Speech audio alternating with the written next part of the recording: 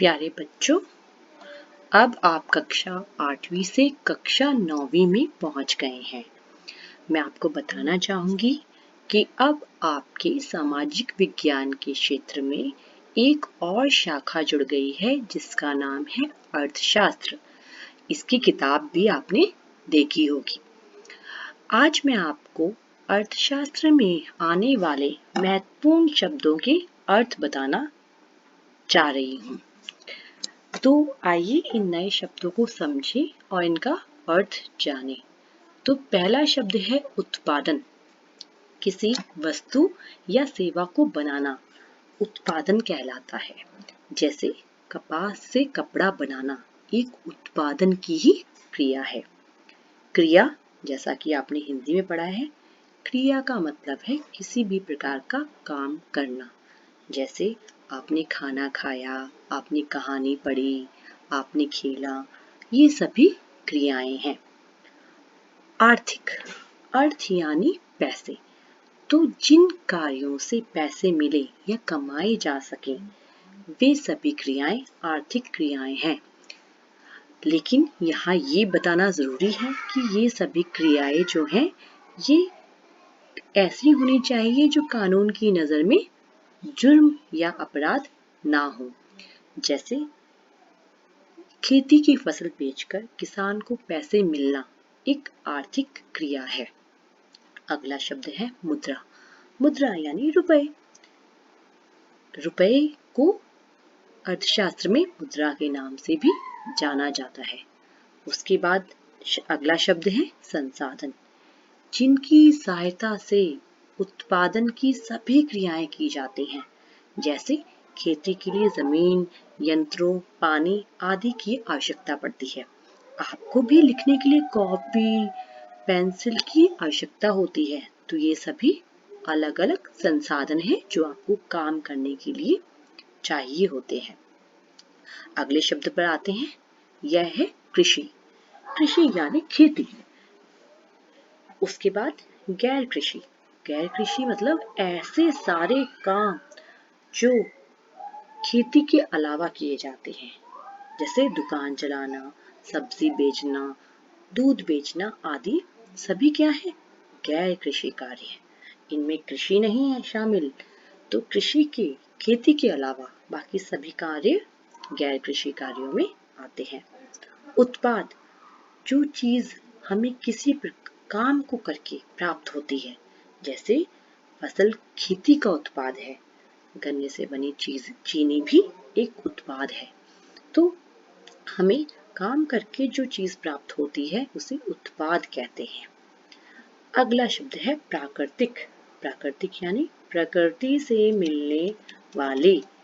तो प्रकृति से मिलने वाली चीजें क्या है? हवा है, पानी है, मिट्टी है। यह सारी चीजें आ गई प्राकृतिक चीजों में।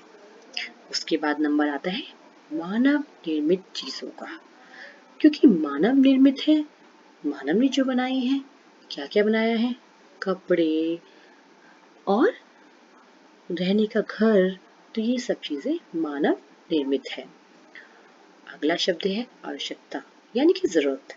हम सभी को कोई ना कोई जरूरत होती है। किसी न किसी चीज की आवश्यकता पड़ती है। तो आवश्यकता मतलब जरूरत। उसके बाद अगला शब्द आता है इच्छित। इच्छित मतलब जिन चीजों की हम इच्छा करते हैं या हमें जरूरत होती है। जैसे हम सभी को घर की जरूरत है, कपड़े की जरूरत है, खाना खाने की जरूरत है, खाना भी उपलब्ध होना चाहिए। तो ये हमारी इच्छित चीजों में आते हैं। निर्मित यानी किसी चीज का निर्माण करना, किसी चीज को बनाना। तो निर्मित शब्द जब भी अर्थशास्त्र में आता है तो इसका मतलब होता है किसी चीज को बनाना। इसमें हम ऐसे कार्य भी लेते हैं जो खेती के उत्पादों को ऐसी चीजों में बदलते हैं जो बाद में काम आती हैं। जैसे आपने ओट्स सुने होंगे। अनाज जब होता है, गेहूं के ओट्स, तो उनसे ओट्स बनते हैं। ठीक है, तो वो भी एक चीज का निर्माण करना ही हुआ, कोई चीज निर्मित हुई। लघु स्तरीय कार्य, छोटे स्तर के काम, ऐसे काम जिन्हें घर पर ही चलाया जा सकता है, जैसे अचार बनाना, टोकरी बनाना।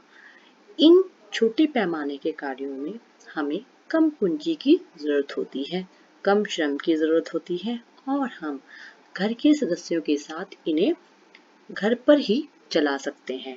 हमारे गांव में यह कार्य होते हैं, अधिक होते हैं। आइए अब अगला चित्र देखें। इस चित्र में एक खेत दिखाई दे रहा है। अब हम बात करेंगे कि एक व्यक्ति को खेती के लिए किन किन चीजों की जरूरत पड़ती है। तो खेती के लिए मुख्य 4 संसाधन हमें चाहिए होंगे। पहला है भूमि, फिर है श्रम, फिर है पूंजी और फिर है मानव ज्ञान और उद्यम, जिसके बिना खेती भी संभव नहीं है। अब एक अलग उदाहरण से समझे। मान लीजिए हमें एक फैक्ट्री लगानी है।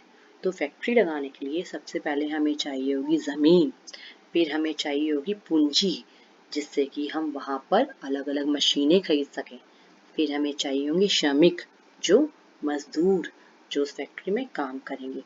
और सबसे महत्वपूर्ण बात, मानव पूंजी, यानी कि उस चीज का ज्ञान, जिससे कि हमें फैक्ट्री चलाने में सहायता मिलेगी। तो बच्चों, अर्थशास्त्र की इन चीजों को तो आप आज समझ गए होंगे।